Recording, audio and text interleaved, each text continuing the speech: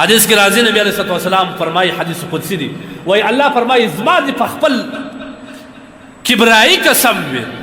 زما دې په خپل خدایي قسم وي، زه چې پر کوم بنده باندې تکلیف راولم هغه بنده زما سره راضي سي، الله وایي زه راضي یم، زما په دغه فیصله کې رضا ښکاره کړي، چونه او چرا نه وکړي، آه وی نارې فریادونه نه وکړي. الله وایي چې دی په دې زما په دې فیصله باندې راضي سو، الله تبارک وتعالی وایي زه ځینې راضي. حدیث کې راځي نبی علیه الصلوۃ والسلام فرمایي د قیامت په ورځ به میزان قایم نشي، اول وار د لمونځګزار سره حساب کتاب په خپل نظر، بیا به زکات والا راسي، بیا به اخر به الله تبارک وتعالی وایي ترازوګان پورته کوي، صحیفې کټ کوي، دا داسې کسان دي چې بغیر د حساب الله وایي زه اجر وکړم. څوک دي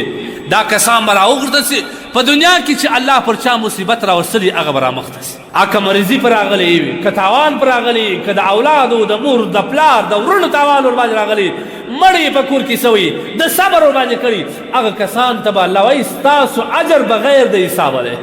وایي دا د محشر انسانان چې دته وګوري به وایي لا کاشکې دې په دنیا کې زموږ د بدن غوښې په کینچي کټ کړي وای، نن دغه شی موږ ته راکول سوی، دغه ثواب موږ ته راکول سوی، دا د الله د لورې رحمت دی، معلومه خبر سو د الله تبارک وتعالی د لورې رحمت. نبی علیه الصلوۃ والسلام فرمایي وایي الله جل جلاله غټ مصیبت پر هغه چا راولي، پر هغه چا باندې غټ مصیبت الله راولي چې کم سړی ډېر زیات الله ته نږدې، غټ مصیبت هغه باندې چې څومره الله ته نږدې هغه غټ مصیبت باندې. ما د انبیاو مثال دې تیر کړي، او کم انسان چې د خدای په فیصله باندې راضي سو، الله وایي تاسو ګواه اوسئ زه د ده نه راضي یم، زه د ده نه راضي یم. نو لهذا دومه خبره ده که غواړئ چې مصیبت کم کړي دا به وایي چې دا د خدای د محبت نښه ده. الله پر انبیاو د دې سخت راوستلي، پر انبیاو باندې د ډېر سخت امتحانونه راغلي دي، دا د خدای محبت. اوس سوال دا کېږي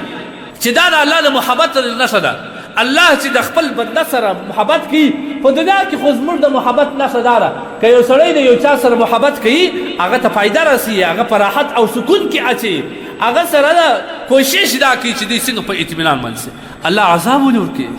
الله مرضي ولې ورباندې راولي. حدیث کې راځي فرشتې هم دا اعتراض کوي، نبي علیه السلام وایي فرشتې الله تبارک وتعالی ته ووایي پر هغه بنده چې مصیبت راغلی د هغه په باره کې ورته وایي وایي لا دغه ستا بنده خو تا ته محبوب مو، ته ولې پر ده باندې دومره سخت مصیبت راولې؟ الله څه ورته وایي؟ وایي ای فرشتو پرېږدئ په دغه مصیبت کې د ده آه او زارۍ اوف اوف نارې ما ته خوند راکوي، زما د ده سره مینه پر دې باندې نوره هم زیاتېږي. بل روایت کې راځي په آه باندې په اوف باندې د صدقاتو الله تبارک وتعالی د ذکر د اذکارو د لا اله الا الله د درود شریف الله تبارک وتعالی پر ار آه باندې د دې ثوابونه ورکوي. ما درته وایي چې دا د الله تبارک وتعالی د محبت نښه ده، د محبت نښه ده. دوم شی باید موږ دا په ذهن کې شي چې مصیبت به هله پر موږ باندې کمیږي، چې موږ د ځان سره دا سوچ وکړو چې دغه مصیبت چې پر ما باندې راغلی دی دا د الله تبارک وتعالی د محبت یو نښه د الله تبارک وتعالی زما سره مینه او محبت لري.